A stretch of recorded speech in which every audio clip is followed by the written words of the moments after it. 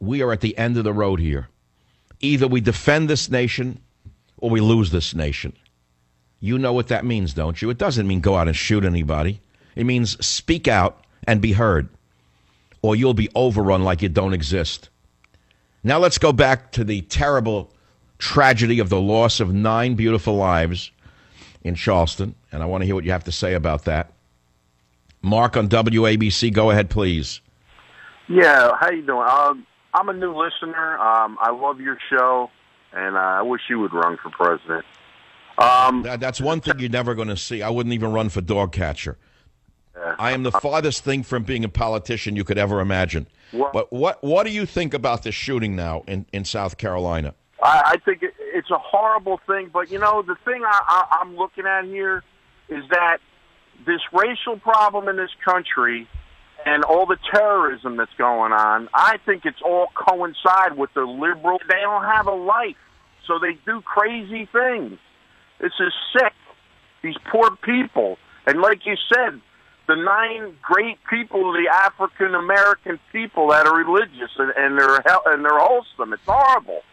But what I'm trying to say... Well, look who this lunatic picked to kill. Take a look at that. Look who this cowardly little piece of garbage chose to gun down. Defenseless, elderly Christian people. Can you imagine anything more cowardly in your life? Yeah, like you said, if he went to New York... Yeah, if the big, brave racist took his handgun, his .45, and walked into Baltimore and challenged the Crips or Bloods to a shootout, you'd say, all right, well, he really is a man he's really standing up for himself.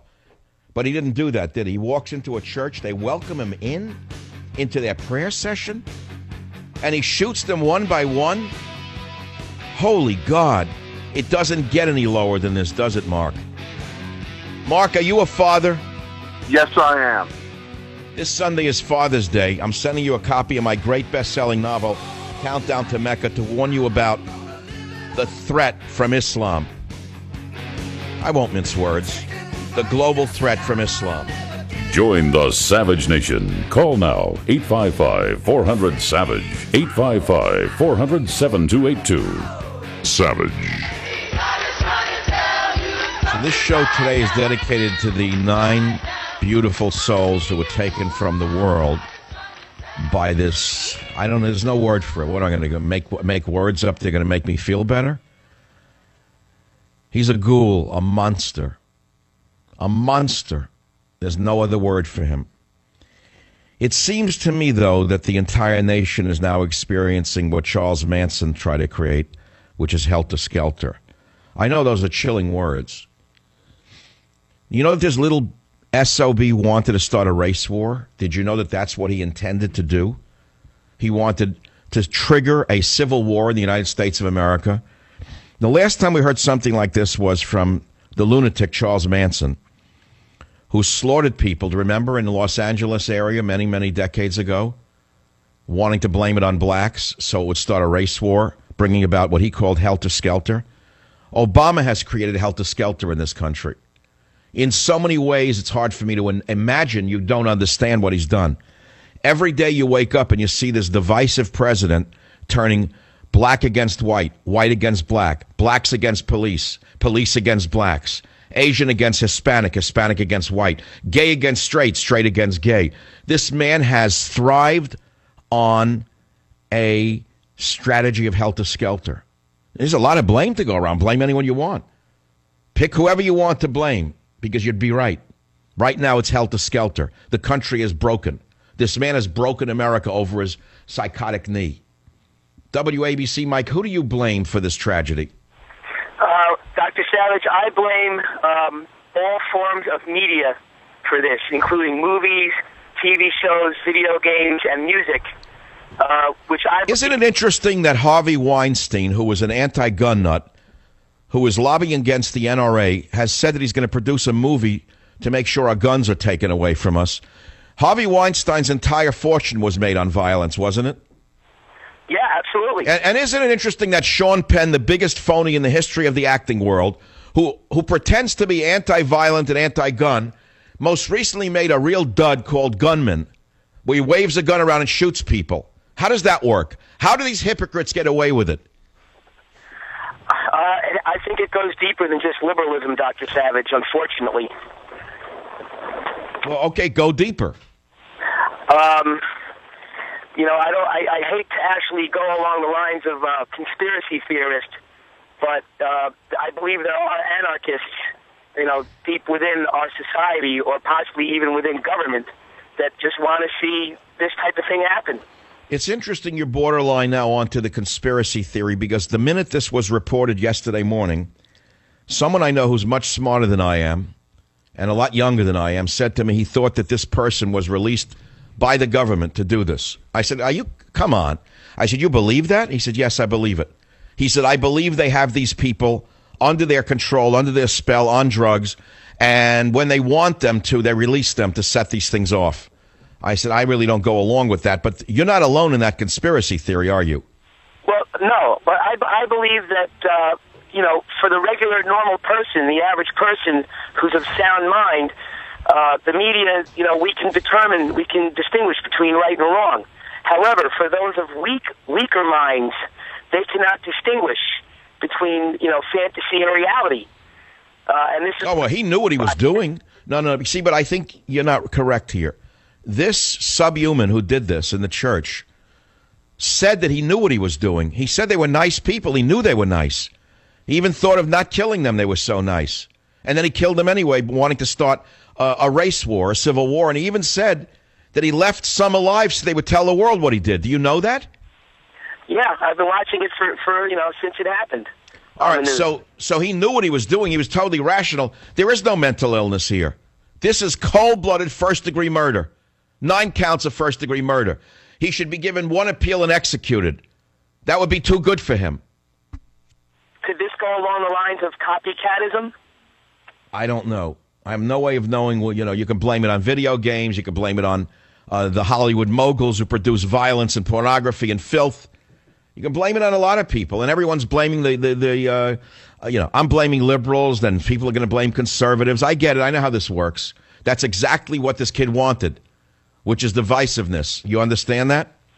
All right, my friend, countdown to Mecca, Father's Day. You got a copy going out to you. Let's take the next caller on the Savage Nation. 855-400-7282. Let's go to WMAL in Washington, D.C. Pat, go ahead. You're on the Savage Nation. Hi, yes. And as far as your last comment, you're absolutely correct. It is not mental illness, not by any stretch of the imagination. No, he's totally rational. He knew who he was killing, and he knew why he was killing them. Yes. Now, here's where we're going to differ, though. And this is what I think happened. All right, 7 years ago, there was a scared, small-minded man, his dad. Most likely a xenophobe, right? Definitely. Who? Wait, who? His dad. His dad was definitely influential in what happened. And well, we know the father gave him the gun. At least we think so. But what more do we know about the father, Pat? Dad gave him the gun for his 21st birthday. He just got it.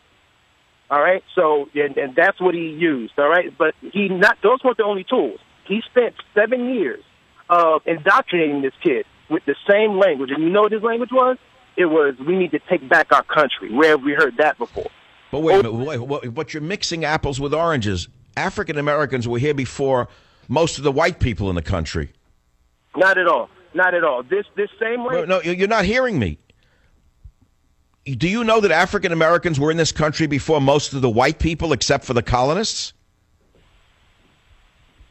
No. Are you there? Do you understand history or not? Yeah, please continue. Well, I'm saying African Americans, you can't blame this on xenophobia. They're not foreign. African Americans are not foreign. They're part of America. Okay, well, scratch xenophobia. It's just pure racism. His words were... Yes, racism is different than xenophobia. Let's not mix the two up. Because I'm taking back my country. Over and over for the last 7 years since the black man took office, we've heard those words. Now, that may not be what you meant, but that is what apparently he garnered from being told this over and over again for the past... All right, I've heard that argument. I'm not going to sit here and refute your opinion. There is a lot of hatred towards Obama, but it's not about his race. It's about his divisiveness and his anti-American policies. It has nothing to do with his race. It wouldn't matter if he was green. The man is anti-American and divisive. He's not. You think he's doing a service to the African-American community, Obama? I think that he is doing a service to America. That's his job. So you think he's doing a good job? You're not offended by the abuse of power? You're not offended by the First Lady and daughters on a trip to Rome on Air Force One on a shopping trip? What if a white president's daughter and wife were on a shopping trip on Air Force One right now, and the daughter got off the airplane with ripped jeans? Do you think the media would be screaming about it? Oh, she doesn't represent America. Oh, there's a lack of protocol. Oh, how come they're doing that? You don't think you'd be hearing that if it was a white president? Probably. The thing. Okay, so what I'm saying to you is, there's more to this than just hatred of Obama because of his race. It's because of his behavior and the abuse of power. Yeah, no. Well, he has continued George Bush's policies almost to the letter. All right, so now it's George Bush. Okay, soon it'll be Nixon, then it'll be George Washington. I mean, look, I know I'm not going to change your mind, and I understand that we're all entitled to our opinion, and I respect your opinion, although I disagree with it totally. Obama is hated by millions, not because of his race. Some may hate him because of his race, but most who hate him because he's a diehard, divisive man who has wrecked the country with his helter-skelter. He may as well be Charles Manson. I'll give you that. You know, he has created. Do you know what he did before? Do you know what he did before Baltimore burned? I mean, he stirred the people up, didn't he? Let me tell you what he's done. He has created helter-skelter by actively repeating the black perspective, and America doesn't want to hear that. I'm done. All right, go ahead. That's fine. You're welcome to go or stay. Thank you for the call. That's all I can say. I don't expect everyone calling to agree with me. In fact, we welcome those who don't agree with me to call, because that's what makes for a healthy dialogue. And believe me, I think we better vent verbally today. We need a safety valve. Boy, do we ever need a safety valve. And whether you believe me or not really is important to me. I won't say it doesn't matter. It does matter to me.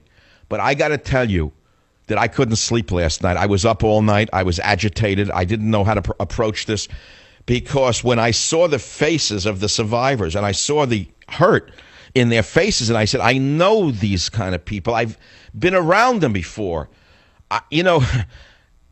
They're the bedrock, not only of the African-American community, maybe of America itself. They're part of the granite. Let me put it to you that way. The practicing Christian African-American community is part of the granite of America. Granite is a mixture of colors, is it not? There are black, there's gray, isn't it? You look at granite, how granite is formed and what it consists of, all of the consistency, the pieces of granite. The African-American churchgoer is part of the granite of America. And this psychotic devil has taken out a big piece of this granite of America. That's all I'm saying to you. And I think that's as apt a metaphor as I can come up with today. We should all be bleeding inside. I can't get it out of my mind. I was up all night thinking about the families and the woman. Did you hear her today? Did you hear what she said? She lost her mother, didn't she? Or her daughter? She lost her daughter. Listen to this woman, and you'll know what I'm talking about. You took something very precious away from me. I will never talk to her ever again. I will never be able to hold her again. But I forgive you. And have mercy on your soul. You hurt me. You hurt a lot of people. But God forgive you. And I forgive you. See, I don't understand that forgiveness. It's not in me. I'm an Old Testament type, an eye for an eye. I have no forgiveness in me for this. None, not a scintilla. I'm an eye for an eye guy. And the only punishment that would suit this is to throw him into an African-American prison and give the guards the day off. Not going to happen. I just said that's the metaphor that I would use. So what can I say to you? Would you be in church this Sunday? Has this affected your faith?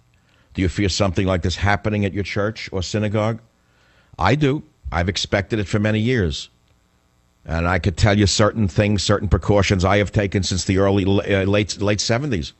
But I don't think I have to express it to you on this show. I don't want to put it in words. Every time I have gone into a house of worship, I have prepared myself for such an event. I did not want to be on my knees